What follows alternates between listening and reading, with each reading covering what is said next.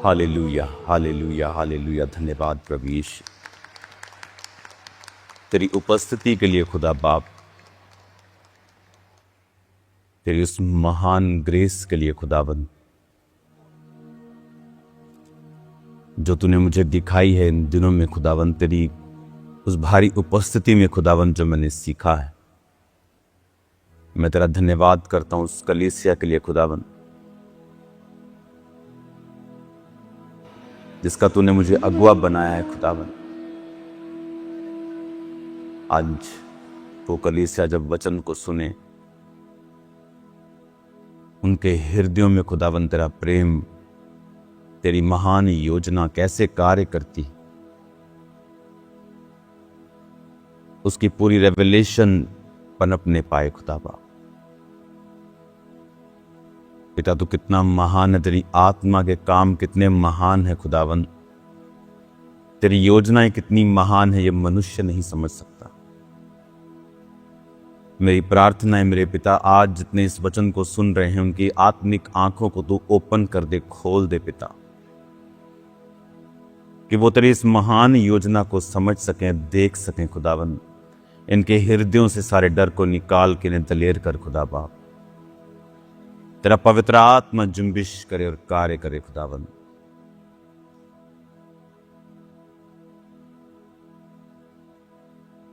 शत्रुओं के नगरों का अधिकारी तू हमें करेगा, तूने ऐसा कहा है। हम आत्मिक रीति से खुदावंद, जो शैतान हमारा शत्रु है, वो जहां जहां भी कार्य करता है, तू उनका अधिकारी हमें बनाएगा मेरे पिता, तूने वायदा किया है। आज तेरा वचन बहुत ही गहराई से इनके हृदयों में बस जाए और कार्य करे। पवित्र आत्मा, मैं सारी समय को आपके हाथों में सौंपता हूं, क्योंकि बोलने वाले आप हैं। मनुष्य, कीड़े समान मनुष्य कुछ नहीं सोच सकता और बोल सकता। उसकी पढ़ाई और टैलेंट और स्किल व्यर्थ है खुदा बाप, अगर आप ना बोलें। मैं पूरी तरह से अपने आप को आपके हाथों में सौंपता हूँ, सरेंडर करता हूँ। इस कलीसिया के दिल, दिमाग और जिस्म जान को आपके हाथों में सौंपता हूँ। अपना प्रभाव वहां रखें। इस समय मैं देख रहा हूँ खामरा कलीसिया ब्रांचेस गुरदासपुर, एक भारी उपस्थिति आपके बीच में है परमेश्वर। इतनी भारी उपस्थिति की दुष्ट आत्माएं निकल जाएंगी आपको छोड़ के, बीमारियां छोड़ जाएंगी आपको इस वचन को सुनते सुनते ही, और एक गहरी उपस्थिति आपको घेर लेगी। आज जो खामरा चर्च के अंदर मौजूद हैं, जो फिजिकली ब्रांचेस में चर्च में प्रेजेंट हैं, मैं आपको बोल रहा हूं, परमेश्वर एक भारी ब्लेसिंग के साथ आपको मिलेंगे। जो आलस के मारे घर में नहीं बैठे हैं कि पास्टर चर्च में नहीं है तो हमें जाने की जरूरत नहीं, परमेश्वर उनसे नाराज है, क्योंकि वो मनुष्य को देखना चाहते हैं, परमेश्वर को नहीं। जो परमेश्वर को देखना चाहते हैं वो उसके भवन में होंगे और सुनना चाहेंगे कि परमेश्वर का आत्मा अपने दास के मुंह से क्या कहता है, प्रभु क्या कहता है। मेरे पिता, आज तेरा वचन इनके हृदयों में बस जाए, प्रभु यीशु के नाम में, आमीन, आमीन। God bless you all church. एक आनंदित मन से, एक आत्मा से भरे हुए मन से मैं आपसे बात कर रहा हूं। अपनी लाइफ में मैंने कभी ऐसा महसूस नहीं किया स्पिरिचुअली जो इन दिनों में मैं महसूस कर रहा हूं। ये मेरी जिंदगी के आज तक के, जब से मैं पैदा हुआ हूं, सबसे ब्लेस्ड दिन चल रहे हैं। आज इमेजिन कीजिए मैं कहां हूं। मैं थिस्सलुनीके में हूं। थिस्सलुनीके की पत्रियां जो बाइबल में हैं, क्योंकि वो एक जगह थी, एक शहर का नाम था, जहां पौलुस गया था और प्रचार किया था और कलीसिया स्थापित करके जब वहां से उसको निकलना पड़ा तो उसके बाद उसने पहला थिस्सलुनीकी और दूसरा थिस्सलुनीकी 2 पत्रियां उनको लिख कर भेजी थी, और उस कलीसिया के लिए उसने अपने विचार और अपनी डांट और अपने परामर्श और अपनी गाइडेंस उनको भेजी थी। हालांकि थिस्सलुनीकी की कलीसिया को डांट की बहुत कम ज़रूरत थी और उनको गाइडेंस की ज़रूरत थी, तो वही उसने अपनी पत्रियों में लिखा था। थिस्सलुनीकी उसी शहर में, जिस शहर में पौलुस ने प्रीच किया, आज मैं उसी थिस्सलुनीकियों के अंदर से आपको प्रीच कर रहा हूं। जब से मैं यूहन्ना प्रेरित की उस प्रकाशित वाक्य वाली गुफा से होकर आया हूं, और मैंने पहली रात पतमुस टापू के ऊपर पूरी प्रार्थना करते हुए बिताई, और जब सूर्य उगने लगा तो फिर मैं सोने के लिए गया। दूसरी रात आधी रात मैंने प्रार्थना की, और मुझे याद है कि वो 3 दिन मैं लगातार प्रार्थना में रहा, और मैंने उस चर्च की जो उस गुफा में बनी है वहाँ की एक मीटिंग को, छोटी सी मीटिंग वहाँ होती है, वो प्रीस्ट वहाँ 30 साल से रोज़ मीटिंग करते हैं, उस मीटिंग को मैंने अटेंड किया। मैंने देखा वो क्या करते हैं। वो अपने ट्रेडिशनल वे में करते हैं, और उसके बाद उनके साथ थोड़ा बैठना हुआ, कॉफ़ी हुआ, बातचीत हुई, गवाही को शेयर करना हुआ, कुछ और चीज़ें हुई जो मैं जानता हूँ और वो जानते हैं। और उसके बाद एक चर्च में जहाँ पर संत थोमा का पवित्र शरीर आज भी रखा गया है, क्योंकि वो इंडिया में शहीद हुए थे, लेकिन उनके शरीर का एक हिस्सा, उनके सिर के ऊपर का हिस्सा, वो उसी चर्च में रखा गया है जहाँ संत यूहन्ना की प्रकाशित वाक्य वाली केव है, गुफा है। उसके ऊपर एक चर्च बनाई गई है, और उस चर्च में वहाँ पर उनका सिर रखा हुआ है। और फिलिप, जो कि 7 पुरुष चुने गए थे प्रेरितों के द्वारा खाना बनाने के लिए, और वो इवेंजलिस्ट बन गया था और परमेश्वर के लिए शहीद हुआ था, उसका भी सिर वहाँ पर रखा हुआ है। ओरिजिनल रियल शरीर का हिस्सा वहाँ पे रखा हुआ है। जिस जंजीर से यूहन्ना को बांधते थे, वो जंजीर असली वाली वही वहाँ पड़ी हुई है। तो वो देख के ऐसा लग रहा था कि हम उसी युग में वापस चले गए हैं, और ऐसा आत्मा का माहौल मेरे जीवन में बना, और वो ऐसी बेदारी आई कि कल मुझे नहीं लगता कि मैंने कभी भी इतना डीप मैं बाइबल में गया हूँ, और परमेश्वर फुल क्रिश्चियनिटी को परत दर परत, year by year, Jesus Christ के जी उठने के बाद साल प्रति साल वो मेरी आंखों के सामने भेदों को खोलता गया। मुझे याद है कि कल जो बीत गया है, जब मैं बाइबल को पढ़ रहा था और सब हिस्ट्री को पढ़ रहा था, आप इमेजिन नहीं करेंगे, पूरा दिन और पूरी रात मुझे कम लग रही थी, और परमेश्वर ऐसे भेदों को ओपन कर रहा था और ऐसी चीज़ों को ओपन कर रहा था कि क्रिश्चियनिटी मुझे बहुत पुराना कोई रिलीजन नहीं लग रहा था। ऐसे लग रहा था कि मैं उसी परमेश्वर के ग्रेस का और परमेश्वर की ग्लोरी का हिस्सा हूँ। और जब कल घंटों मैं बाइबल में पढ़ा रहा, घंटों बाइबल के सामने मैं घुसा रहा, कैसे क्रिश्चियनिटी यूरोप में आई, कैसे परमेश्वर ने कार्य किया। और जब आप आज ये सुनेंगे, आपका दिल परमेश्वर की महिमा से भर जाएगा। आप ये जान लेंगे कि यहोवा परमेश्वर, आपका प्रभु यीशु मसीह, वो पूरी दुनिया के ऊपर प्रभुता करता है। वो वहाँ भी प्रभुता करता है जहाँ पर अन्य लोग राज्य करते हैं। वो वहाँ भी प्रभुता करता है जहाँ लोग बस मसीह का विरोध करते हैं, वो उसकी प्रभुता वहाँ पर भी है। मैं आपको बताना चाहता हूँ थिस्सलुनीके जब हम पुराने समय में चले जाते हैं, जीसस क्राइस्ट के समय में चले जाते हैं, तो अभी ये जो थिस्सलुनीके शहर है, जिसकी नाम की पत्रियां बाइबल में मौजूद हैं जो पौलुस ने लिखी थी, वो थिस्सलुनीके उस समय रोमी साम्राज्य का हिस्सा हुआ करता था। तो ये आज थिस्सलुनीके ग्रीस में है, लेकिन उस समय इसको ग्रीस नहीं कहा जाता था। उस समय ये ग्रीस, इटली, रोम, तुर्की से लेके ये सारे जितने राज्य आप उनके आसपास देखते हैं, वो सारे रोम साम्राज्य का हिस्सा थे। और उसमें प्रोविंस होती थी, जैसे आप ऐसा बोल सकते हैं, उसमें स्टेट्स होती थी। तो उस रोमी साम्राज्य में बहुत सारी स्टेट्स थी और उनमें से एक स्टेट थी मकदुनिया।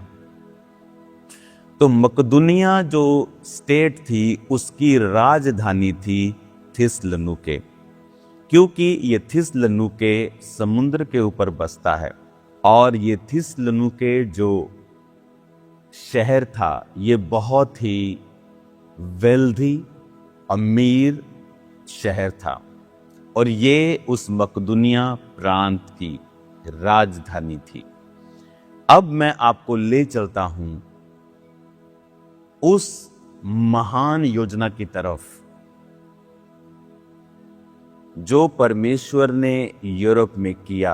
आज जब आप उस बात को सुनेंगे, आपके रोंग खड़े हो जाएंगे। कैसे परमेश्वर ने इस पूरे यूरोप में कार्य किया। कैसे आज अगर मैं 15 ग्रीक लोगों से मैंने बात की है, तो वो 15 के 15 क्रिश्चियन हैं। सब स्ट्रॉन्ग क्रिश्चियन नहीं हैं, लेकिन वो क्रिश्चियन हैं, ऑर्थोडॉक्स क्रिश्चियन हैं। और पूरी ऑर्थोडॉक्स की हिस्ट्री, कैथोलिक्स की हिस्ट्री क्या है, जो यहीं से स्टार्ट हुआ, आज हम उसे पढ़ते हैं। परमेश्वर जिसने पौलुस को अपनी महिमा के लिए बुलाया, और पौलुस अपनी पहली मिशनरी यात्रा जो उसने साइप्रस में की और उसके आसपास इलाकों में की, उसके बाद ये यूरोप में मैं आपको वो जगह भी दिखाऊंगा वीडियो में, जहां पौलुस पहली बार जब यूरोप में आया तो वो किस पोर्ट पे, किस जगह पे उतरा, और उसके बाद वो कहाँ गया, और उसके बाद उसके जीवन में क्या हुआ। आज बाइबल मेरे लिए, आपके लिए ऐसा हो जाएगा कि it's like a living thing, कि हम उसी शहर में, उन्हीं जगहों पे हैं जहां ये बाइबल की घटनाएं हुई थी, कि हम उसी शहर में, उन्हीं जगहों पे हैं जहां ये बाइबल की घटनाएं हुई थी। वचन में लिखा है, प्रेरितों के काम 16 उसकी 6 बाब में, वे फ्रूगिया और गलातिया प्रदेशों में से होकर गए, क्योंकि पवित्र आत्मा ने उन्हें एशिया में वचन सुनाने से मना किया। उन्होंने मूसिया के निकट पहुंचकर बितुनिया में जाना चाहा, परंतु यीशु की आत्मा ने उन्हें जाने न दिया। अतः वह मूसिया से होकर त्रोआस में आए। वहां पौलुस ने रात को एक दर्शन देखा कि एक मकदूनी पुरुष खड़ा हुआ विनती करके कह रहा है, पार उतरकर मकदुनिया में आ और हमारी सहायता कर। उसके ये दर्शन देखते ही हमने तुरंत मकदुनिया जाना चाहा, ये समझकर कि परमेश्वर ने हमें उन्हें सुसमाचार सुनाने के लिए बुलाया है। यहां पर एक मार्वलस काम होता है, इसलिए कहा जाता है कि अगर आप पवित्र आत्मा के चलाए हुए चलेंगे तो परमेश्वर महान कार्य आपके द्वारा करेगा। यहां पर क्या हुआ कि पौलुस जो है, वो जिन जगहों के ये नाम है, फ्रूगिया, गलातिया, मूसिया, बितुनिया, ये सारी जगहें अगर आप आज सर्च करेंगे तो ये आपको तुर्की में मिलेंगी। कुछ पार्ट तुर्की का वेस्टर्न, नॉर्दर्न, आपको ये अलग अलग पार्ट तुर्की के ये वो नाम हैं। क्योंकि पौलुस भी अगर आप उसकी स्टडी करेंगे तो वो तुर्की में जन्मा था, क्योंकि तुर्की उसी समय रोमी साम्राज्य के नीचे था। तुर्की से लेके, इजराइल से लेके, इधर से पूरा काफी हिस्सा यूरोप का, काफी हिस्सा इधर पाकिस्तान, इंडिया के कुछ हिस्से, बहुत सारे ऐसे हिस्से थे जहां पर इनका राज्य था। तो और ये राज्य बदलता रहता था ऊपर नीचे, लेकिन मैं आपको जस्ट समझाने के लिए कह रहा हूं कि ये राज्य इतना बड़ा था। तो ये तुर्की की बात हो रही है। तो जब वो तुर्की में, एशिया में जब वचन सुनाना है, वो तुर्की की बात हो रही है, तो परमेश्वर ने कहा मत जा। जब वो बितुनिया को जाना चाहा, यानी वो जब वेस्ट की ओर जाता था तुर्की की, प्रभु कहता नहीं जाना चाहा, उसने कहा वेस्ट की तरफ मैं नहीं जाता हूं, तो इसका मतलब शायद परमेश्वर ने मुझे नॉर्थ की तरफ कहा है। जब वो नॉर्थ की तरफ जाता था, परमेश्वर कहता था मत जा। और उसके बाद उसे एक दर्शन आता है कि मकदुनिया, क्या था मकदुनिया, मैंने आपको पहले बताया था। इस समय मकदुनिया अगर आप देखेंगे तो मैकेडोनियन एक देश है, अभी ये अलग देश है। अगर आप मैप देखेंगे तो अभी ये जो मकदुनिया, जब प्रांत, तब ये स्टेट होती थी, तब ये देश नहीं था। लेकिन आज अगर आप ग्रीस के पास देखेंगे तो नॉर्थ मैकेडोनिया ये एक देश है। ग्रीस के बिल्कुल पीछे इसका बॉर्डर लगता है Albania, Bulgaria, Kosovo, Serbia. North Macedonia ये उसके बिल्कुल पीछे लगता है, ग्रीस के साथ बॉर्डर इसका लगता है। तो ये उस मकदुनिया की बात कर रहा है कि ये मकदुनिया जो आज देश है, तब प्रांत हुआ करता था, लेकिन ये यूरोप में था। और वहां उसने दर्शन देखा कि मकदुनी पुरुष आके कह रहा है कि आ और हमारी सहायता कर। अब पौलुस को मालूम हुआ कि मुझे मकदुनिया जाकर प्रीच करना है। और ये वो समय था, इस समय की जो टाइमलाइन है वो मैं आपको बताता हूं। ये जो समय था, जब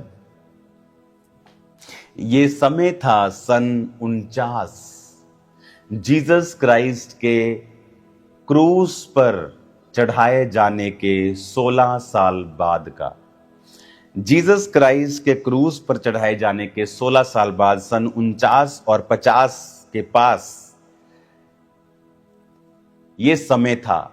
और पौलुस जिस जगह पर यूरोप में, क्योंकि तुर्की से यूरोप, ग्रीस, तुर्की यूरोप में नहीं आता है, ग्रीस यूरोप में है, तो पौलुस ने जिस जगह पहली बार कदम रखा यूरोप में, वो जगह आगे लिखी है। उसमें लिखा 11 आयत में, इसलिए त्रोआस से जहाज खोलकर हम सीधा सुमात्राके और दूसरे दिन नियापोलिस में आए।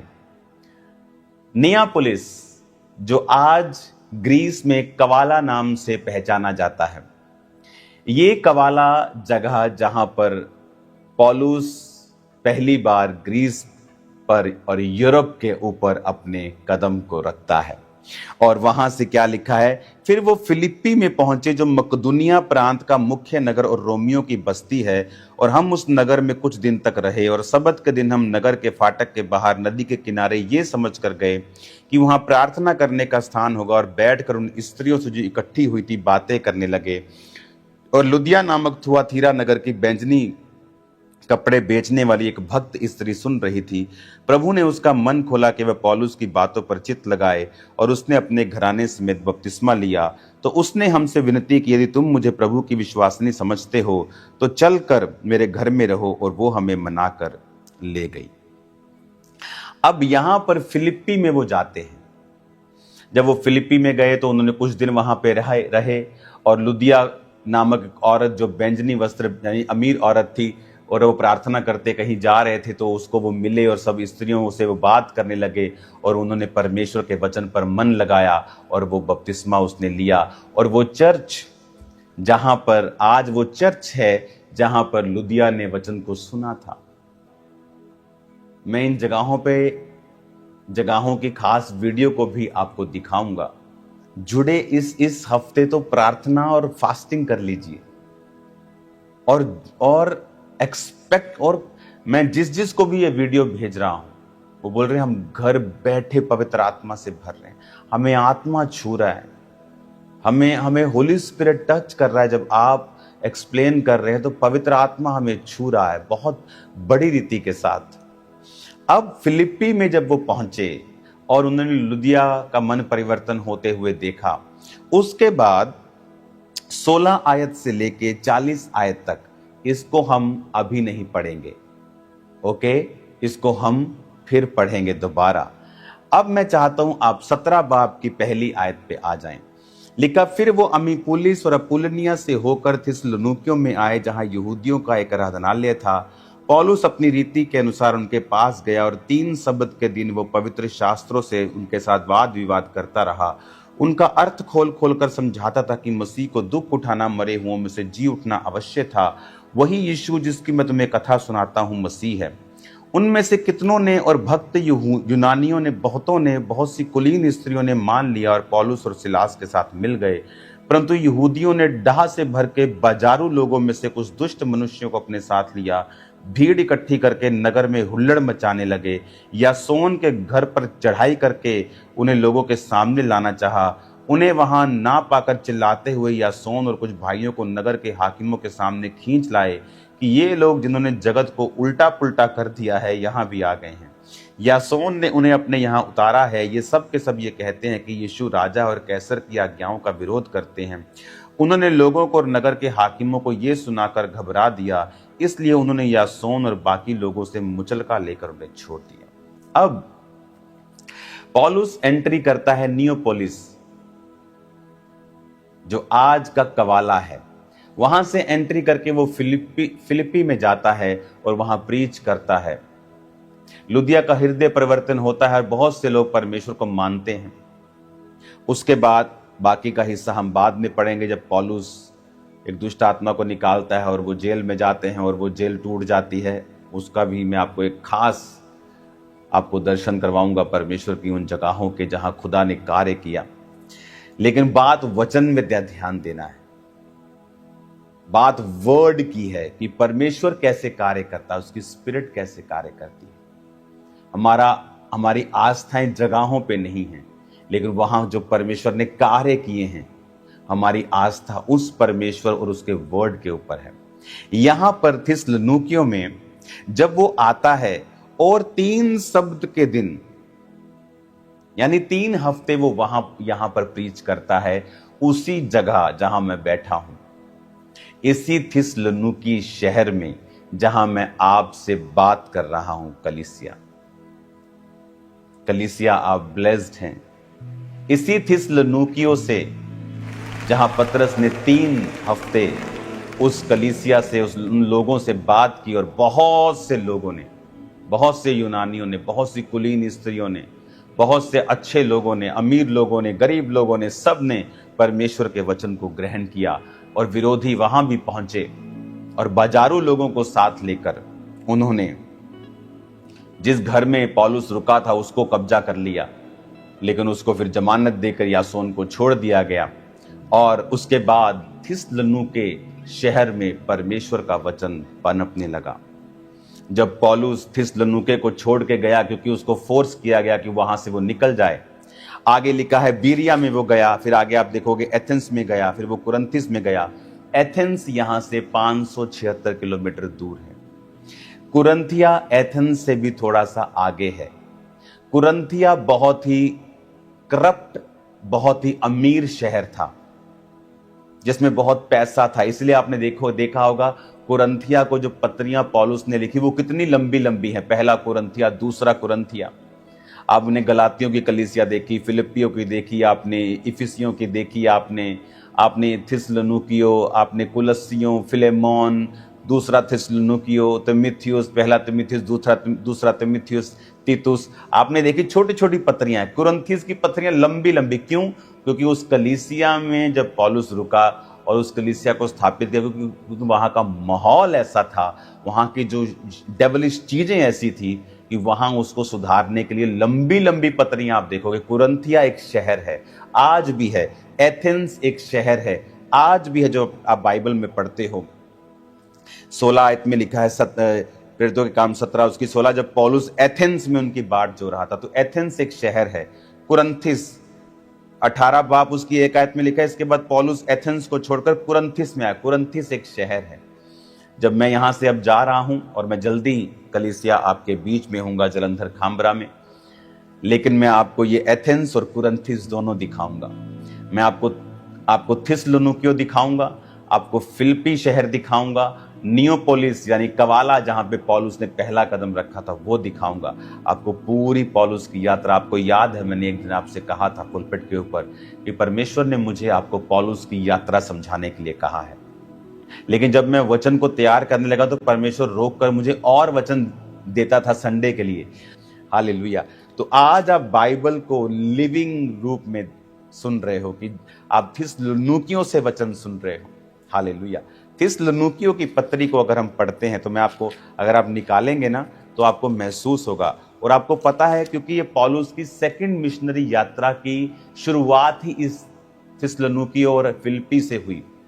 तो इसीलिए अगर आप हिस्ट्री पढ़ेंगे तो पहला थिस्सलुनीकियों और दूसरा थिस्सलुनीकियों नए नियम की सबसे नई पुस्तकों में से एक आती है। ये सबसे पहले लिखी गई पुस्तकों में आती है। ये पहला थिस्सलुनीकियों और दूसरा थिस्सलुनीकियों हिस्ट्री में लिखा है। ये इसका मतलब अगर आप यहां पढ़ते हैं और हिस्ट्री में पढ़ते हैं आपको मालूम होता है कि ये सब, क्योंकि जब हिस्टोरियन इन चीजों को पढ़ते हैं तो वो बाइबल को नहीं मानते, वो कार्बन डेटिंग करते हैं, वो चीजों को दूसरी हिस्ट्री की बुक्स में जो दूसरे धर्मों ने, दूसरे राज्यों ने लिखी, वहां से उसकी खोज करते हैं।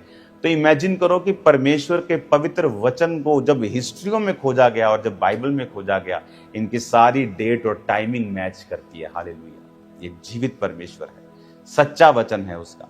अब थिस्सलुनीकियों अगर आप पढ़ेंगे पहला अध्याय पहली आयत, पौलुस तीमुथियुस की ओर से थिस्सलुनीकियों की कलीसिया के नाम जो परमेश्वर पिता और प्रभु यीशु मसीह में है, अनुग्रह और शांति तुम्हें मिलती रहे। हम अपनी प्रार्थनाओं में तुम्हें याद करते और सदा तुम्हारे विषय में परमेश्वर का धन्यवाद करते हैं और अपने परमेश्वर और पिता के सामने तुम्हारे विश्वास के काम, प्रेम का परिश्रम और हमारे प्रभु यीशु मसीह में आशा की धीरता को लगातार याद करते हैं। हे भाइयों, परमेश्वर के प्रिय लोगों, हम जानते हैं तुम चुने हुए हो, क्योंकि हमारा सुसमाचार तुम्हारे पास ना केवल शब्द मात्र से ही वरन सामर्थ और पवित्र आत्मा से और बड़े निश्चय के साथ पहुंचा है, जैसा तुम जानते हो कि हम तुम्हारे लिए तुम्हारे बीच में कैसे बन गए थे। बड़े कलेश, पवित्र आत्मा के आनंद वचन को मानकर तुम प्रभु की सी चाल चलने लगे। यहाँ की मकदुनिया और अखया के सब विश्वासियों के लिए तुम आदर्श बने। हालेलुया। अब आपको ये समझ आ रहा है कि वो क्या कह रहा है। अब आपको आ रहा है ना समझ। जब वो नियोपोलिस यानी कवाला में आया, वो फिलिप्पी में गया, लोगों को बदला, वहां उसको जेल में रखा, जेल टूटी, वहां के दरोगा ने परमेश्वर को मान लिया। उसके बाद जब वो फिर वापस थिस्सलुनीकी में आया, 3 हफ्ते प्रीच किया, लोगों ने उसे धक्का देके आगे कर दिया। वो बीरिया में आया, उसके बाद वहां उसने प्रीच किया, फिर वो आगे बीरिया में भी लोगों ने उसका पीछा किया, फिर वो एथेंस में चला गया, फिर वो कुरंथी में चला गया। जब वो चला तो गया, लेकिन उसे सता रहा था कि मैं वहां 3 हफ्ते ही प्रीच करके आया हूं थिस्सलुनीकियों में। तो थिस्सलुनीकियों में उस कलीसिया का क्या होगा जब वो 3 हफ्ते पुराने विश्वासी हैं, लेकिन उन्होंने परमेश्वर की बड़ी सामर्थ को देखा है। वो लड़की जिसमें दुष्ट आत्मा, भविष्य बताने वाली दुष्ट आत्मा थी, उस दुष्ट आत्मा को निकलते हुए देखा, वहां पे हीलिंग को देखा, डिलीवरेंस को होते हुए देखा, जेल हिल गई, दरोगा जेल का जो जेलर था मेन, बपतिस्मा ले लिया। तो उन्होंने बड़े मिरेकल्स को देखा था। लेकिन पौलुस तब भी ये चिंता में था कि उनका क्या होगा जब उनपे कलेश आएगा। तो इसीलिए जब तीमुथियुस वापस गया उसके पास, पौलुस के पास, तो उसने जब थिस्सलुनीकियों की कलीसिया के बारे में बताया कि उनका विश्वास बड़ा जबरदस्त है, वो हिले नहीं है, उनका विश्वास पूरा है, तो इसीलिए पौलुस ने अपना दिल उनके साथ शेयर किया। थिस्सलुनीकियों की पत्री लिखी कि उसने फिर ये सब बातें लिखी कि तुम बड़े क्लेश में पवित्र आत्मा के आनंद के साथ प्रभु के वचन को मानकर हमारी किसी चाल चलने लगे हो।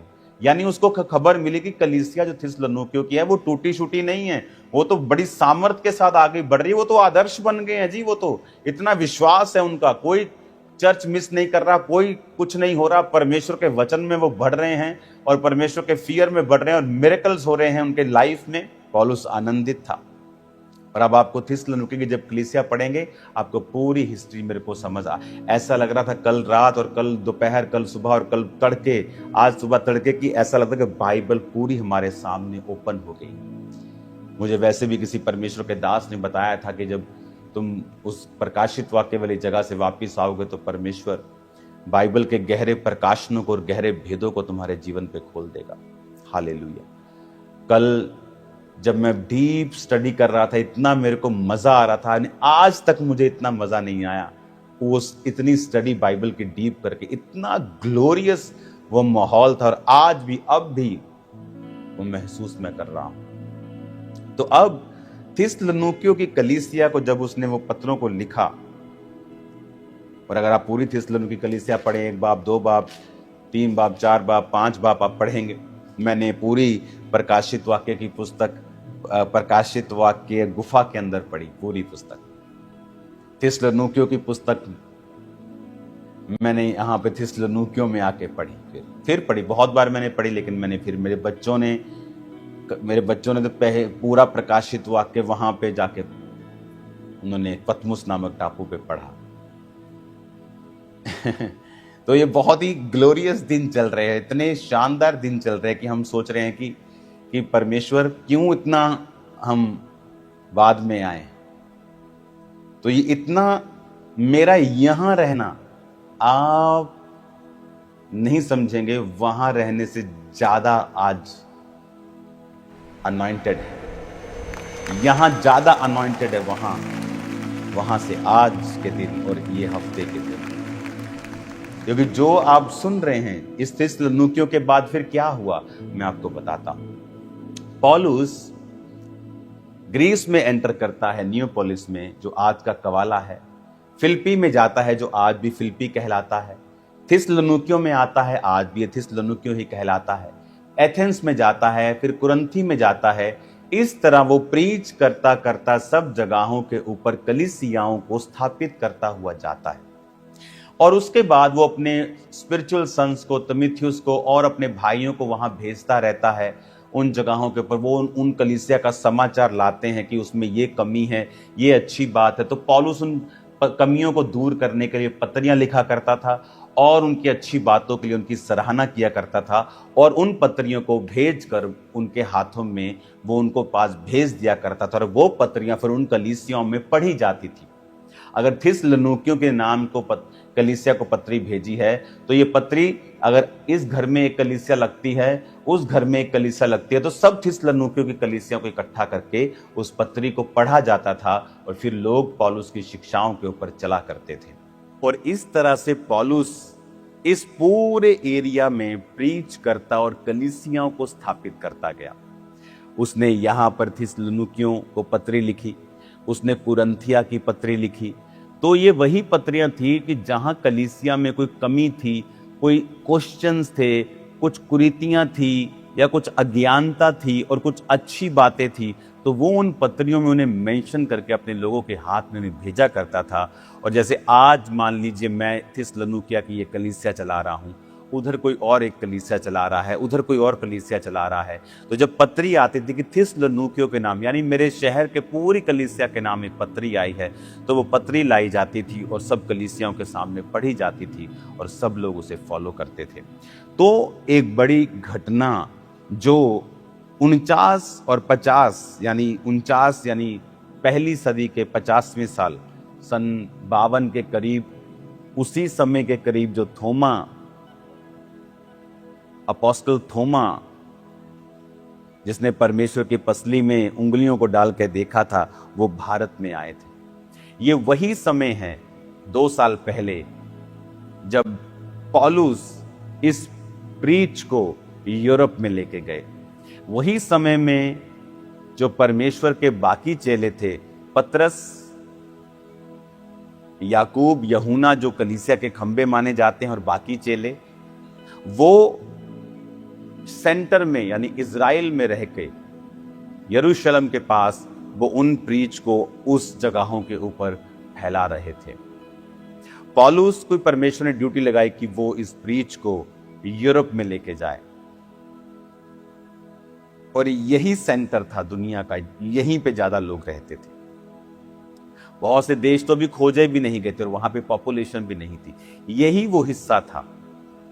और जब 50 ईस्वी के करीब पौलुस यहाँ पे आए और उन्होंने यहाँ पे प्रीच करना शुरू किया और जगह जगह कलीसियां स्थापित हुई, और पौलुस ने कहा कि मैं सिर्फ वचन से तुम्हारे पास नहीं आया, पर उसने क्या लिखा देखो 5 आयत में, पहला थिस्सलुनीकियों 5:1-5 कहता, हमारा सुसमाचार तुम्हारे पास केवल शब्द मात्र में नहीं परंतु सामर्थ और पवित्र आत्मा में और बड़े निश्चय के साथ पहुंचा है।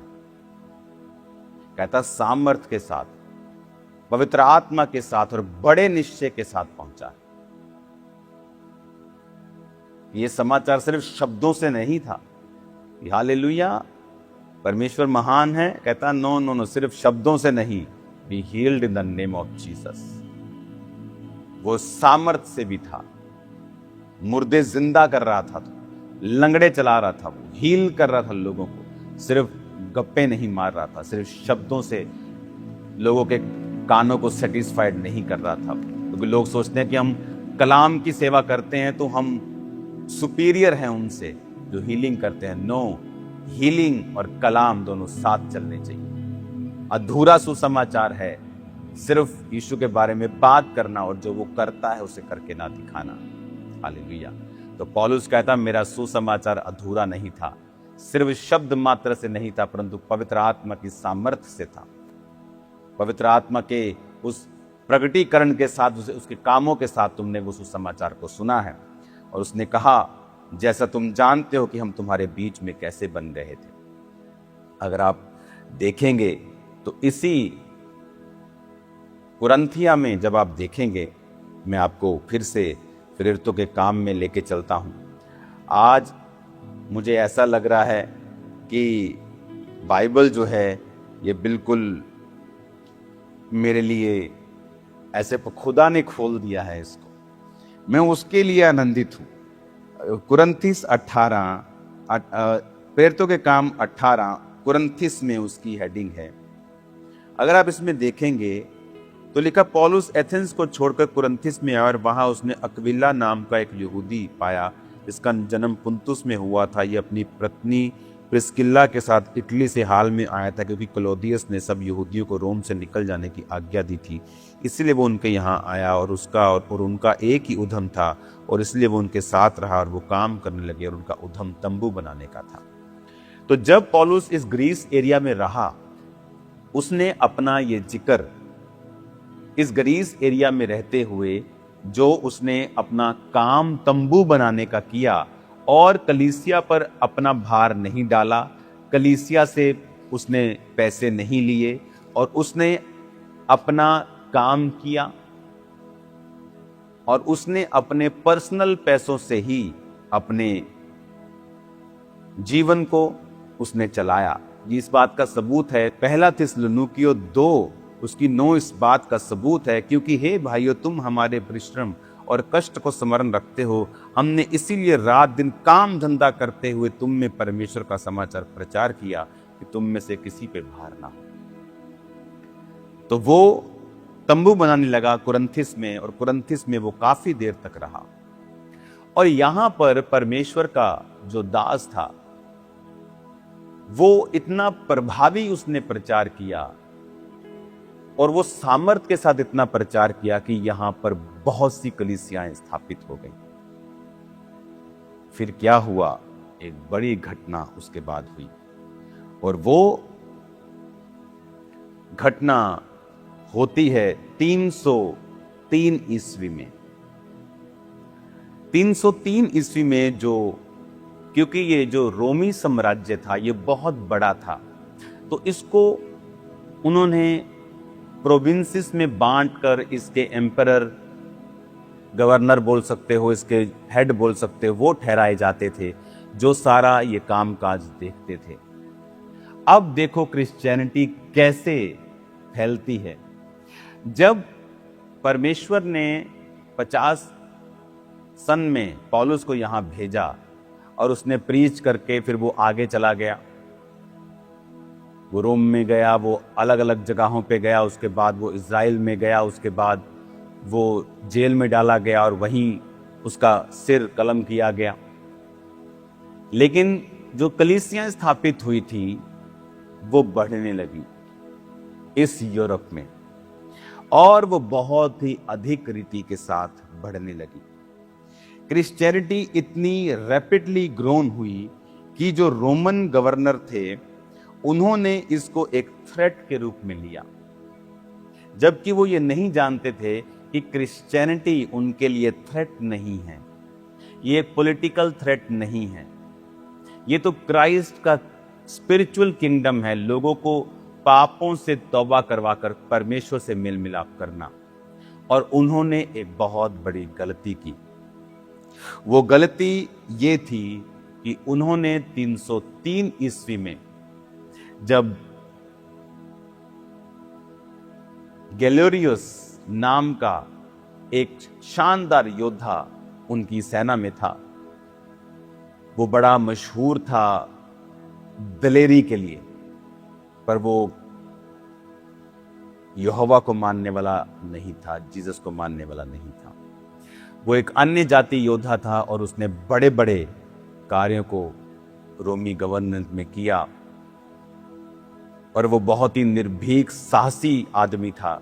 और उसके पद को ऊंचा करके उसको इस थिस्सलुनीकि एरिया में, इस रीजन का उसे एम्परर बना दिया, उसे एक हेड बना दिया गया।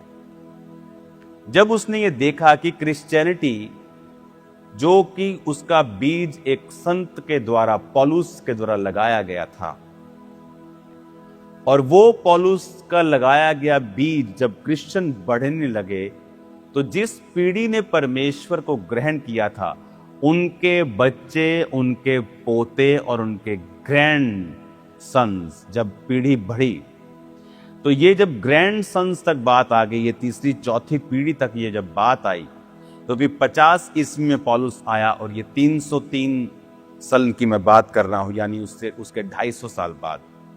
तो जब उनके ग्रैंड सन्स और ग्रेट ग्रैंड सन्स और डॉटर्स यहां पे बढ़ने लगे, तो वो उसे एक थ्रेट समझने लगे। वो कहने लगे कि ये जीसस को किंग बोलते हैं, जबकि हमारा किंग तो रोमी राजा है। ये जीसस को किंग बोलते हैं, ये हमारे किंगडम के लिए और हमारी नेशनल सिक्योरिटी के लिए एक थ्रेट है। और वहां से शुरू हुआ परसिक्यूशन, एक ग्रेट परसिक्यूशन जो अब तक कलीसिया के इतिहास में कभी देखा नहीं गया था। यहां तक कि यरूशलेम में भी वैसा परसिक्यूशन नहीं था। उस परसिक्यूशन में क्या हुआ, अब जब कलीसिया बढ़ने लगी और बहुत बढ़ने लगी, तो 306 में एक ग्रेट परसिक्यूशन स्टार्ट हुई, और थिस्सलुनीकि, जहां से आप वर्ड सुन रहे हैं, ये उसका कैपिटल था, हेड क्वार्टर था। किसका? गिलेरियोस का। कौन गिलेरियोस? जो रोमी साम्राज्य का एक निर्भीक योद्धा था, जिसका रैंक बढ़ता जा रहा था, और एक दिन फिर वो इसी पूरे रीजन का हेड बन जाता है।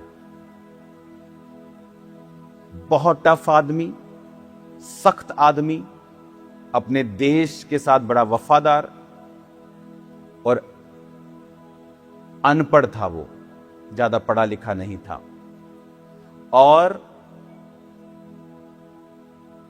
समझ में उसकी कमी थी कि उसने ये समझा नहीं कि क्रिश्चियन अगर बढ़ रहे हैं तो ये नेशनल सिक्योरिटी के लिए खतरा नहीं है। लेकिन उसने वही किया जो उसके दिल को अच्छा लगा, क्योंकि ये गिलेरियस जो था, ये 299 साल में इस थिस्सलुनीकि एरिया का, ये आप बोल सकते हो कि जैसे उप प्रधानमंत्री होता है या उप मुख्यमंत्री होता है, ये एक उप यानी वाइस प्रेसिडेंट लगा सकते हो आप इस एरिया का। 306 ईस्वी में जब इस एरिया के आप लगा लो गवर्नर, प्रेसिडेंट, एम्परर ने जब रिटायर हुए, तो इसको फिर पूरा ये एरिया दे दिया गया। और 299 से ही ये क्रिश्चियंस के लिए नफरत रखता था और उनको ये टाइट करता जा रहा था। लेकिन एक समय आया जब पूरी इस एरिया की पावर, और ये थिस्सलुनीकि जो शहर था, ये इसका गढ़ था जहां से आज मैं आपसे बात कर रहा हूं। तो जब गिलेरियोस को ये एरिया मिल गया, पूरी तरह से वो इसका होली सोली बन गया, उसने एक आज्ञा निकाली, क्रिश्चियंस को तबाह करने की आज्ञा। हिस्ट्री बताती है कि 300 से लेके 311 तक ये वो क्रिश्चियन इतिहास का समय था जब हजारों लोगों के सिर काटे गए, जब ये सबसे भारी परसिक्यूशन इस समय में हुई। लोगों को पब्लिकली मारा गया, पीटा गया, काटा गया, जलाया गया। अब मैं आपको बताता हूं कि उन्होंने कैसे कार्य किया।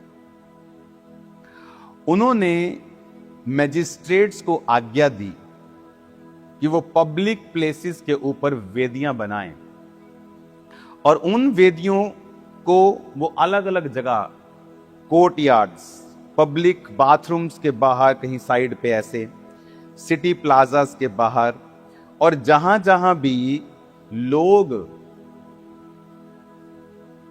इन वेदियों को देखते थे वहां वहां उन्हें एक खुशबूदार कोई चीज उनके सामने जलानी पड़ती थी। और वहां पर जो पूरी तरह से जो रोमी राजा होता था उसकी भी इमेज लगी हुई थी। जो इंपेरियर गैलेरियस था उसकी भी एक इमेज लगी थी कि उसके सामने भी वो उसकी पूजा करेंगे। तो जो कोई वो पूजा नहीं करता था उसको एक स्पेशल किस्म का सर्टिफिकेट एक होता था उनके पास, एक पहचान पत्र। तो वो पहचान पत्र इस कारण होता था कि ये आदमी इन सब चीजों की पूजा करता है। तो जब सोल्जर्स चेक करते थे किसी घर में जाके कि पहचान पत्र दिखाओ, उनके पास नहीं होता था, इसका मतलब ये लोग पूजा नहीं कर रहे इन गॉड्स की और इन रोमी जो एम्पेरर गैलेरियस है इसकी पूजा नहीं कर रहे। तो उनको घरों से खींच कर मार दिया जाता था। उनकी स्टेट ने एक लॉ पास किया कि उनकी प्रॉपर्टी, लैंड और मनी उनसे छीन ली जाए, उनसे सिटीजनशिप छीन ली जाए और उनको नौकर का दर्जा दे दिया जाए। फिजिकल टॉर्चर, उनको लकड़ी में बांध कर रखा जाता था, उनके जॉइंट्स को डिसलोकेट कर दिया जाता था, उनको लोहे की सांकलों के साथ बांधकर गरम गरम प्लेटों के ऊपर खड़ा कर दिया जाता था। और दिमित्रियस नाम का एक Roman officer, young Roman officer, परमेश्वर को मानने लगा था। और जब उन्होंने अपने ही ऑफिसर्स को प्रीच करते हुए देखा तो उसको स्पीयर, भाले मार मार के पब्लिक में मार दिया था। और उस की चर्च यहां मौजूद है, दिमित्रियस की, उस शहीद की, उसकी रिमेम्बरेंस में। उसकी चर्च मतलब उसकी पूजा नहीं करते ये लोग, उसकी रिमेम्बरेंस में एक जीसस क्राइस्ट की चर्च यहां मौजूद है। तो उन दिनों में सिस्टेमेटिकली लोगों को अरेस्ट किया जाने लगा, लीगली उनको परसिक्यूट किया जाने लगा, उनकी चीजों पर कब्जा किया जाने लगा, उनको मारा जाने लगा, शेरों के मुंह में दिया जाने लगा। तो पता आपको क्या हुआ? वो ग्लेरियस एम्परर, वो गवर्नर, वो उस देश का राजा, आप समझ सकते हो, उस रीजन का राजा, जब उसने ये देखा 311 ईस्वी में, जब ये दुखों को वो करते करते सालों बीत गए थे, जब उसने 311 ईस्वी में ये देखा कि ये लोग अपने परमेश्वर से हटे नहीं, ये मर गए, ये लुट गए, बर्बाद हो गए, मार दिए गए, घसीटे गए, शेरों के मुंह में चले गए, अपने विश्वास का इनकार नहीं किया, और उसका दिल टूट गया और वो बीमार हो गया। और वो इतना बीमार हुआ कि अपनी डेथ बेड पे चला गया। जब उसने देखा कि 311 ईस्वी में उसकी परसिक्यूशन फेल हो चुकी है, उसने ये लिखा कि मेरा किया हुआ परसिक्यूशन क्रिश्चियंस के फेथ को खत्म नहीं कर पाया और क्रिश्चियनिटी को खत्म नहीं कर पाया।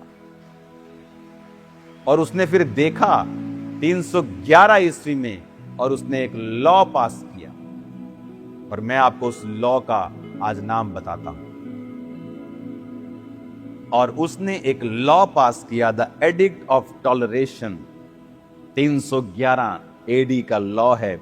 अपने डेथ बेड के ऊपर थिस्सलुनीकि, इसी शहर में जिस शहर से मैं आपसे बात कर रहा हूं, सिवियरली इल, एम्परर गैलरियस ने रियलाइज किया his persecution had failed miserably. He issued an edict officially legalizing Christianity and asking Christians to pray to their God for his health. Hallelujah, Hallelujah. 311 में गैलेरियस कहता है, मेरी परसिक्यूशन जो की गई है वो फेल हो चुकी है, और उसने एक लॉ पास किया, एक एडिक्ट पास किया ऑफिशियली, क्रिश्चियनिटी को उसने लीगलाइज कर दिया और क्रिश्चियन से माफी मांगी और उनसे प्रार्थना की कि वो अपने परमेश्वर से मेरी सेहत के लिए प्रार्थना करें, क्योंकि अब एम्परर को पता चल गया था कि वो इसीलिए बीमार होकर मर रहा है क्योंकि उसने परमेश्वर के साथ पंगा लिया है। बहुत से मसीह विरोधी, हमें उनके लिए प्रार्थना करनी, हमें उनके लिए ब्लेसिंग मांगनी है, लेकिन मैं आपको बताना चाहता हूं, ये समय आ रहा है जब आप उनको बहुत गहरी, बहुत भद्दी स्थिति में देखने वाले हैं। मैं आपको ये बोलना चाहता हूं, समय आ रहा है, बहुत नजदीक है। उसके बाद क्रिश्चियनिटी एक लीगलाइज धर्म हो गया। यहां से लोग धर्म बोलते हैं, हमारे लिए वो धार्मिकता है। लोग परमेश्वर को मानने लगे, लीगलाइज धर्म हो गया, कोई तंग नहीं कर सकता था क्रिश्चियंस को। 311 बीतता गया और वो आदमी मर गया, और उसके बाद नए नए एम्परर उठे। बीच में एक और एम्परर आया 350 के करीब, और उसने फिर से क्रिश्चियंस को तंग करना चाहा। फिर क्रिश्चियन थोड़ा तंग रहे, लेकिन 380 ईस्वी में कुछ ऐसा हुआ जो आपको हिला देगा। एम्परर थियोडियस, यहां का नया एम्परर, ये वो एम्परर नहीं था, वो तो मर गया। उसके बाद नए नए एम्परर आते रहे, कुछ तंग करते रहे, लेकिन क्रिश्चियंस जब उस परसिक्यूशन से नहीं डरे तो इससे क्या डरते। अब ये एम्परर थियोडियस आता है, और थिस्सलुनीकि में ही, हालेलुया, ये मेरा आना खुदा की ओर से है, थिस्सलुनीकि में ही डेंजरसली इल हो जाता है। इसी थिस्सलुनीकि का एम्परर, जो पूरे रीजन का करता धरता था, गंभीर रूप से वो भी बीमार हो जाता है। और लेकिन ये एम्परर एक काम करता है, ये क्राइस्ट को कबूल कर लेता है। मैं ये कहानी नहीं सुना रहा हूं, मैं आपको ये असली स्टोरी बता रहा हूं जो हुआ है इस देश में, जो अविश्वासियों की पुस्तकों में है, जो हमारी बाइबल में है, जो देश की हिस्ट्री में है, जो दूसरे देशों की हिस्ट्री में भी है, जो मसीह को नहीं जानते हैं, आज तक नहीं जानते हैं, उन्होंने भी सेम बात लिखी हुई। 380 ईस्वी में वो इल हुआ, और इसी शहर के परमेश्वर के दास एशोलियोस के द्वारा उसने बपतिस्मा लिया। अध्यक्ष, बिशप बोलते थे उस समय, इस शहर के बिशप ने उसे बैप्टाइज किया, इस शहर के कर्ता धर्ता को, और उसने एक नया एडिक्ट, एक नया लॉ पास कर दिया। उसने क्रिश्चियनिटी को official state religion of Roman umpire बना के बाकी सब चीजों को खत्म कर दिया, और इस पूरे रोम साम्राज्य में, जहां आप चर्च देखते हो, हमारी Vatican city, Catholic church, Greek Orthodox, church of England, Methodist, Baptist, Lutheran, ये सारी चर्चेस कहां से निकली आज मैं आपको बताता हूं।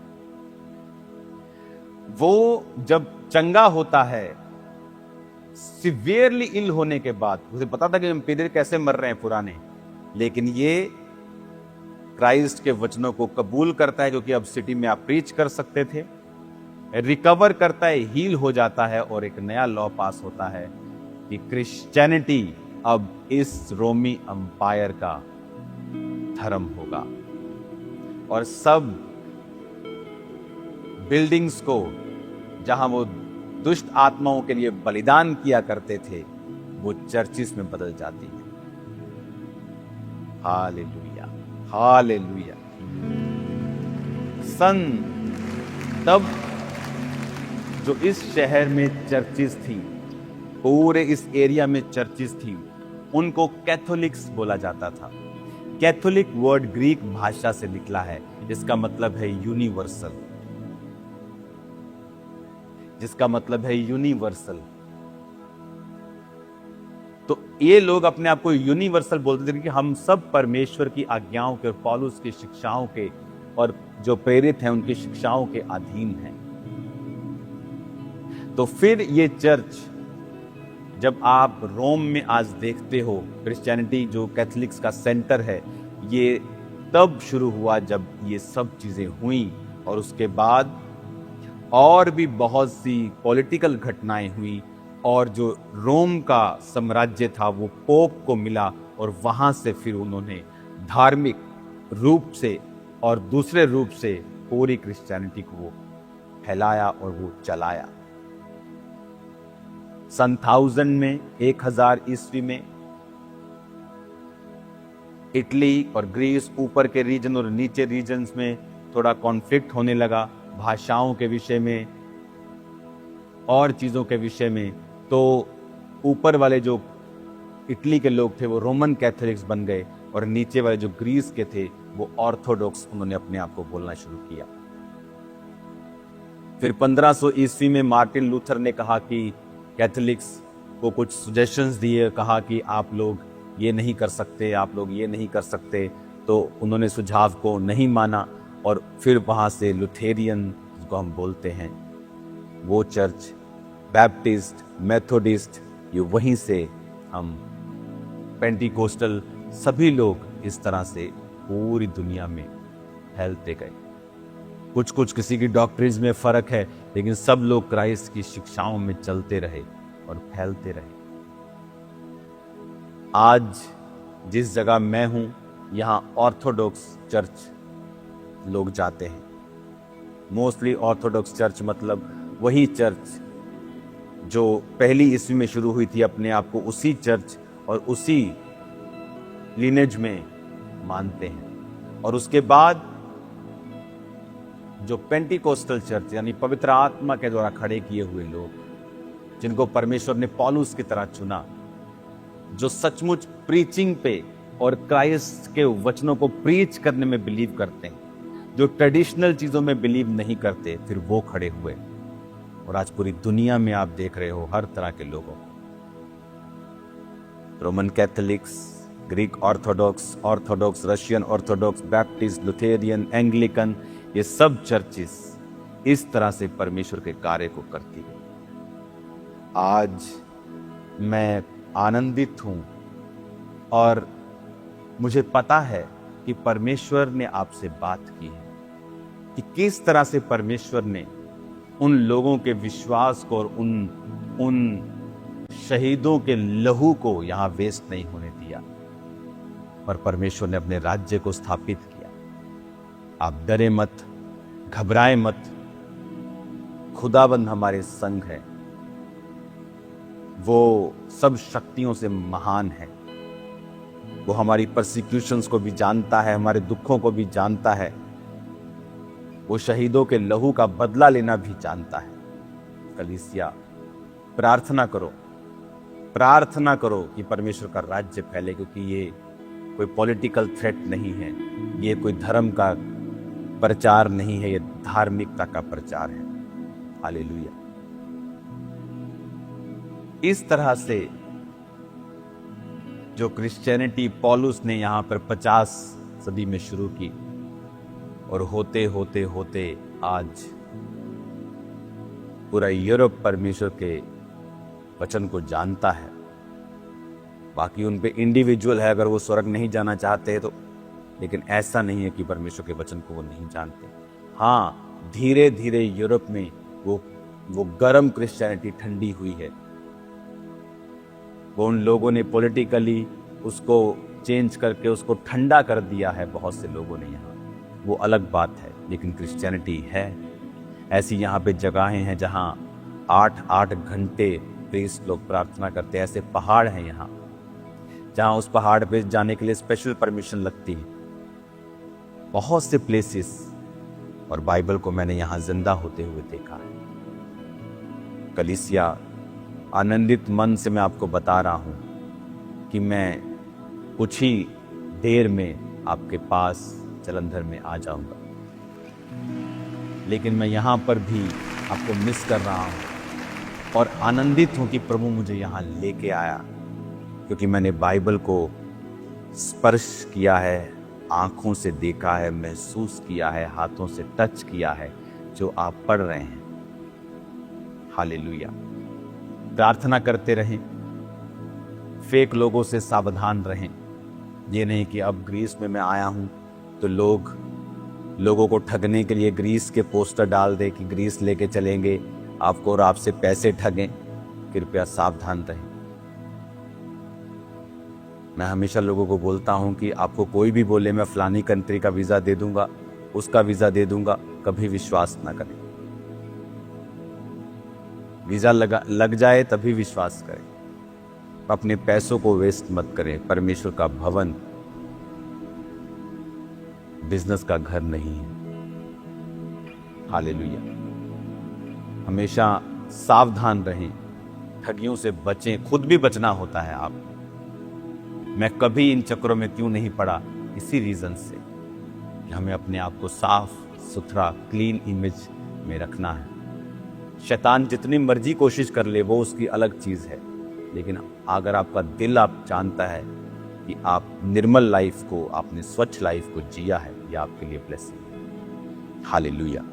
आज इस जगह से मैं आपको ब्लेस्ड घोषित करता हूँ और मैं विश्वास करता हूँ कि आपने जो वचन जो सुना है, आपको मालूम हो गया होगा कि परमेश्वर किस तरह से कार्य करता है। परसिक्यूशन में जब आपको लगता है कि प्रभु तू कहाँ है, वो कह रहा है बेटा मैं बड़ी तैयारी कर रहा हूँ, मैं बहुत बड़ी बेदारी की तैयारी कर रहा हूँ, बहुत बड़े काम की तैयारी कर रहा हूँ। और वही काम आज मैं परमेश्वर के नाम में भारत में होता हुआ देख रहा हूँ कि परमेश्वर का वचन फैल रहा है। परसिक्यूशन भी फैल रही है, लेकिन परमेश्वर का वचन भी फैल रहा है। और मेरा विश्वास है कि यीशु मसीह का वचन किसी के लिए थ्रेट नहीं है, बल्कि ब्लेसिंग है उस देश के लिए। अगर आज आप इन देशों में आए तो आके देखें किस तरह से यहाँ सफाई से लेके, खाने से लेके, आज इंडिया में हजारों फूड प्रोडक्ट्स जो हैं वो फेक हैं। हजारों चीज़ें फेक हैं। आपके घर में आने वाली बहुत चीज़ें दवाइयों से लदी हुई हैं। लेकिन क्या किया जाए? प्रार्थना की जाए। अगर आप पूरी दुनिया में घूमकर देखेंगे तो सब सरकारें नहीं कर रही, लोग अवेयर हैं। कोई रूल तोड़ता है सड़क पे तो सरकार आके नहीं कहती, लोग ही यहाँ के लोकल बोल देते हैं भाई साहब यहाँ गाड़ी मत लगाओ। लोग अवेयर हैं यहाँ। तो प्रार्थना करनी है कि हमारे लोग अवेयर हो। एजुकेशन में अवेयरनेस आए कि परमेश्वर का आत्मा हमारे भारत को एक नई ऊंचाई पर, एक नई ब्लेसिंग लेके जाए। भारत में बहुत काबिलियत है। हमारे देश में, राजस्थान में वो रेत भी है और हिमालय की पहाड़ियाँ भी हैं। ऐसी पहाड़ियाँ मैंने वर्ल्ड में कहीं नहीं देखी जो मैंने हिमाचल में और हिमालय पर्वत के उस रीजन में देखी है। हमारे देश में वर्षा वन भी हैं जो चिरापुंजी में 24 घंटे बारिश पड़ती, पूरी दुनिया में ऐसा स्थान नहीं। हमारे देश में कोस्टल एरिया, केरला और गोवा जैसे एरिया भी हैं जो बहुत ही शानदार है। दुनिया के बहुत कम इलाके ऐसे हैं। हमारे देश में फर्टाइल लैंड है, पंजाब हरियाणा के जैसे, जो पूरी दुनिया में आपको कहीं नहीं मिलती। इतनी फर्टाइल है, कुछ भी डाल दो वो उग जाएगा। नदियां भी हैं, समुद्र भी साथ में लगता है। हर चीज हमारे भारत में है। प्रार्थना करनी होगी हमें कि परमेश्वर हमें आशीषित करे, हमारे लोग सच्चाई को समझें, हमारी सरकारें सच्चाई को समझें कि क्रिश्चियन लोग उनकी बेहतरी के लिए है, उनके लिए प्रार्थना करते हैं, उनके दुखों के लिए नहीं है। God bless you all. मेरा बिलीव है आज आप इस वचन के द्वारा ब्लेस्ड हो। मैं ब्लेस्ड हुआ हूं आपको वचन दे के आज, जो आज एक ग्लोरियस शहर में मैं हूं, जो शहर परमेश्वर ने शानदार काम के साथ इसको अपना बना लिया। आज मैं उस शहर से आपके लिए प्रार्थना करता हूं। अपने हाथों को उठाओ। पिता, आज जितने बीमार चर्च में मौजूद हैं, तेरे जीवित नाम में वो चंगे हो जाएं। सब जन खड़े होकर अपने हाथों को उठाएंगे। कोई म्यूजिक नहीं, कुछ कोई, सिंपली साइलेंस में। तेरे मार खाने से यीशु मैंने शिफा पाई है, तेरे खून बहाने से मिली मुझको रिहाई है, तेरे मार खाने से यीशु मैंने शिफा पाई है, तेरे खून बहाने से मिली मुझको रिहाई है। पिता, मैं प्रार्थना करता हूं तेरे लोगों के लिए, जितने बीमार आज इस चर्च में हैं, खुदावन ऑनलाइन हैं, ब्रांचेस में हैं, तेरे जीवित नाम में चंगे हो जाएं। जिनके पास आत्मा का वरदान नहीं, पवित्र आत्मा उन पर उतरे। हर प्रकार का दुष्ट आत्मा इनको छोड़ के चला जाए। पिता, इनको ब्रेक थ्रू मिले, ये आत्मा में, आत्मा की गहराई में बढ़ते जाए। वचन के गहरे भेद इन पर उतरे मेरे पिता, तेरी सामर्थ इन पे उतरे, तेरी आग इन पे उतरे। खुदाबंद, इनकी जिंदगियां आज से सेम न रहे। पिता, तेरा आत्मा इनको छूकर आजाद करे। सब प्रकार के शैतान के बंधन जो उनकी जिंदगियों के ऊपर है, मेरे खुदा बाप, तेरे नाम से टूट जाएं। The mighty name of Jesus, टूट जाओ सारे बंधनों यीशु के नाम में। पिता, इनको आजाद करके गवाही इसके साथ लेके आ। हर बंधन टूट जाए यीशु के नाम। शैतान के सारे बंधन टूट जाएं यीशु के नाम में। तुम्हारे शरीरों से, तुम्हारे फाइनेंस से, तुम्हारी आत्मिक जिंदगियों से, तुम्हारे परिवार से, तुम्हारी शादियों से, मैरिड लाइफ से, तुम्हारी जॉब से, तुम्हारे कैरियर से, तुम्हारे दिल दिमाग से, सारे डिप्रेशन के, शैतान के सारे बंधन टूट जाएं यीशु के नाम में। यीशु के नाम में टूट जाए। रबा साथोना नंगरियो सोथोलो राखासा, देखे देखे लाकूरा बा शाथे, नांदेना बा सुथाला रबा शिखंदो, सारे बंधन टूट जाएं यीशु के नाम में। ब्लड की वॉमिटिंग्स को मैं आता हुआ देख रहा हूं, आपको हील होता हुआ देख रहा हूं। The mighty name of Jesus, Holi ghost fire on you, fire on you in the name of Jesus. पवित्र आत्मा की अग्नि तुम पर आए, तुम बदल जाओ, सेम न रहो। जो परसिक्यूशंस के नीचे, सताव के नीचे है, याद रखना तुम्हारा समय आ रहा है। समय आ रहा है राज्य का, यीशु के नाम में, यीशु के नाम में। Thank you Jesus.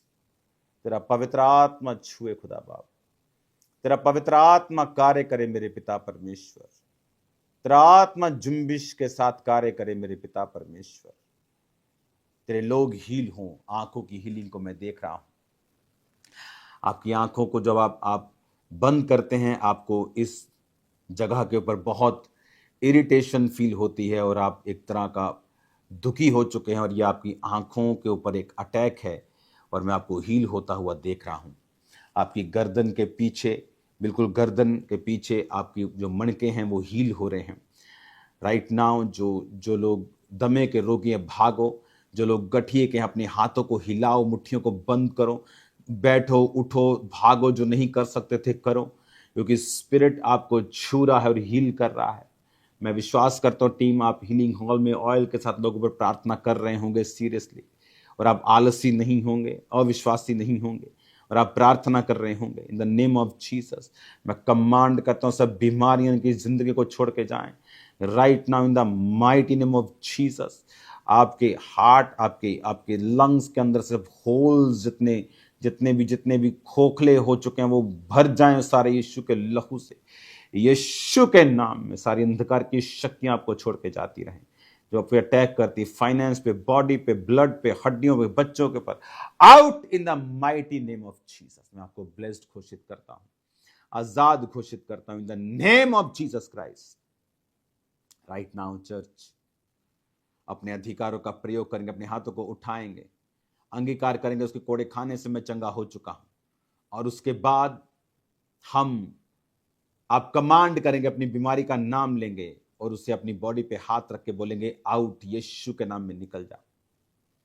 सिर्फ एक सिंगर, बिना किसी इंस्ट्रूमेंट के, बिना किसी म्यूजिक के आप सिर्फ ये लाइन गाएंगे, तेरे मार खाने से मैंने शिफा पाई है, और लोग अपनी अपनी बीमारियों का नाम लेके उसको डांटेंगे यीशु के नाम में, और आपकी रिपोर्ट्स चेंज हो जाएंगी।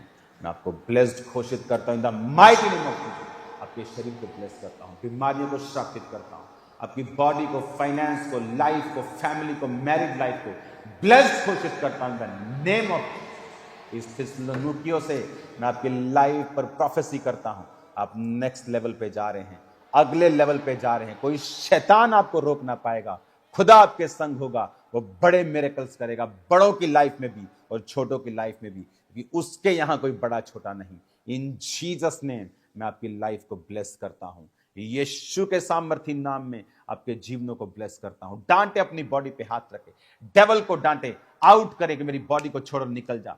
जिनको दुष्ट आत्माएं साथी जल रोना है, out in the name of Jesus. सारी गंदी आत्माओं, अशुद्धताओं, सब दुर्बल करने वाली आत्माओं, मिर्गी की आत्माओं, बांझपन की आत्माओं, कमजोरी की आत्माओं, आउट करो। बीमारियों का नाम दो, शुगर की बीमारी आउट करो, cancer out in Jesus name. नाम लो बीमारियों का in the mighty name of Jesus.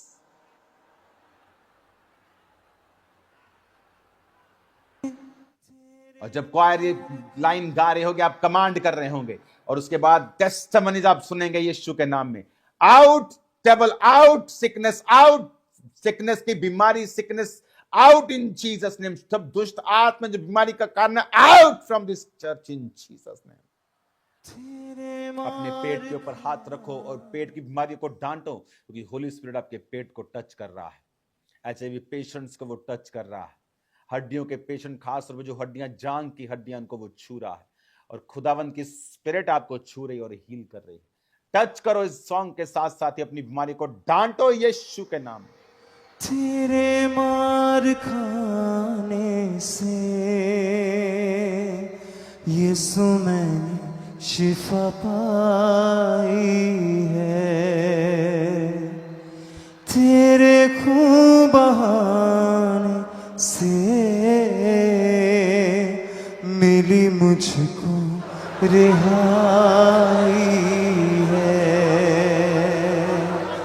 तेरे मार खाने से यीशु मैंने शिफा पाई है, तेरे खून बहाने से मिली मुझको रिहाई है। कोई चारा गर तुझसा नहीं, कोई राहबर तुझसा नहीं, कोई चारा गर तुझसा नहीं, कोई राहबर तुझसा नहीं।